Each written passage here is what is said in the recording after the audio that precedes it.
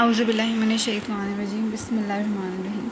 अच्छा, अब let's say कि हमने जो है वो मसल के ऊपर हैमर मारा, तो मतलब एक स्टिमुलस आया, ठीक है।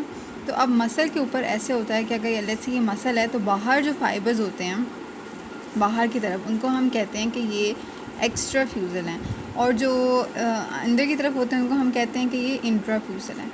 अब जो इंट्राफ्यूज़ल फाइबर्स होते हैं ना, इनका ये सीन होता है कि ये तो जो इंट्रा होते हैं ना, ये बेसिकली स्मॉल होते हैं, ठीक है। छोटे छोटे फाइबर्स होते हैं, ये हाइपोथेटिकल डायग्राम है, असल में ऐसा नहीं होता।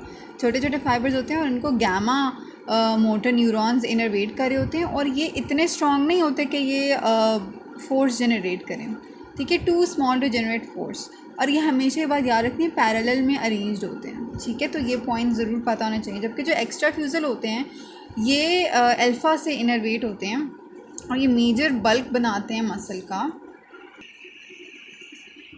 और ये जो है वो फोर्स ऑफ कॉन्ट्रैक्शन जनरेट करते हैं, ठीक हो गया। अच्छा, इंट्राफ्यूज़ल जब इनकैप्सुलेटेड होते हैं तो they form the muscle spindle. अब मेन रोल एक्स्ट्राफ्यूज़ल को छोड़ देते हैं, इंट्राफ्यूज़ल में जो मसल स्पिंडल्स है मेन रोल उनका है। अच्छा, अब जो मसल स्पिंडल्स होते हैं हमारे पास ये दो तरह के होते हैं, ठीक है।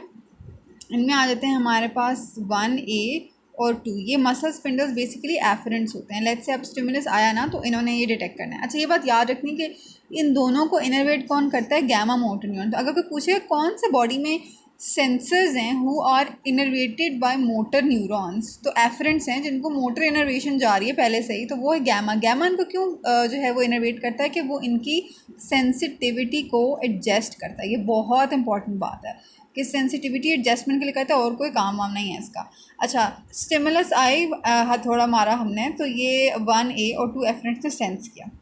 अब होता क्या है कि लेट्स से ये मसल है, ये एक फाइबर जा रहा है, तो जो 1A होते हैं ना वो सेंटर में होते हैं।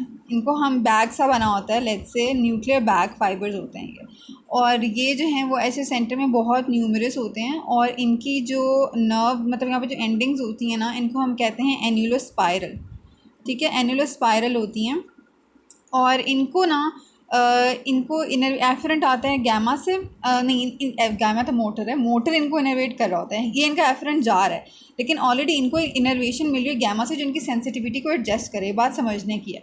उसके बाद क्या होता है कि इसके अलावा इन एफरेंट्स में जो सेंस होती है वो होती हैं फास्ट और डायनामिक चेंजेस। ये बात पता है, फास्ट डायनामिक चेंजेस जो हैं वो ये 1A बैग फाइबर जो हैं वो सेंस करते हैं।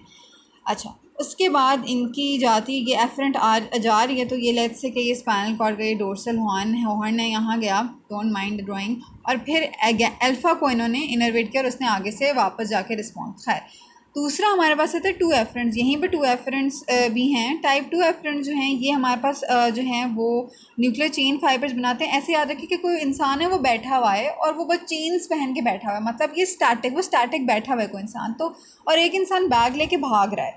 तो न्यूक्लियर बैग फाइबर्स हैं वो फास्ट डायनामिक चेंजेस डिटेक्ट करते हैं, और ये जो हमारे पास चेन फाइबर्स हैं ये स्टैटिक चेंजेस डिटेक्ट करते हैं। इनको भी गैमा की इनर्वेशन आ रही होती है, ठीक है।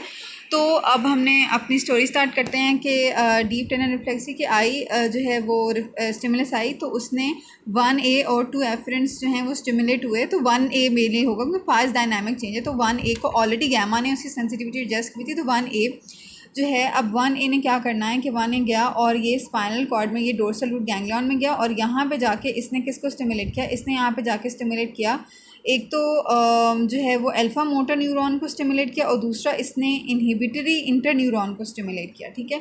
अल्फ़ा ने क्या किया कि उस मसल की कॉन्ट्रैक्शन कराई, और इनहिबिटरी ने क्या किया कि जो एंटागनिस्टिक ग्रुप है उसको इनहिबिट कराया थोड़ी देर के लिए।